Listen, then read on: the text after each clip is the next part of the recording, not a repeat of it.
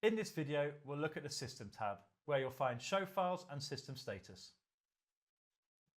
Selecting your System tab, you'll see Show Files. Here you'll see my current show file and the option to add a new show file along with your whole library of show files.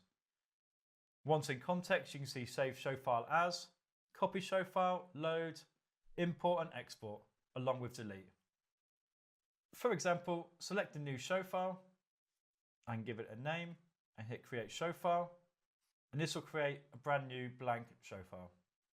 At this point, you can add your chains and plugins, and once you're happy, you can then export this show file to your local device.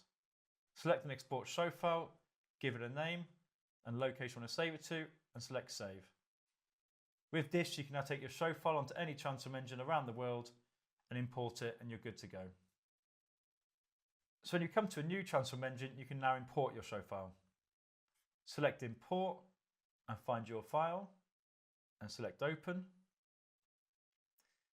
This will import all your plugin states and chain configuration.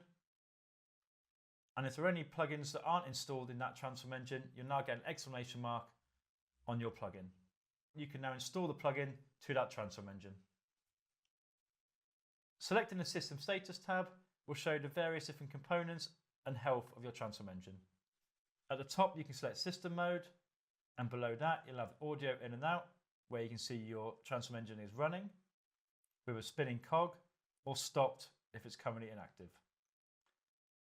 Below that, you'll see components of transform engine, where they should all be green, and scrolling down, you'll find logs.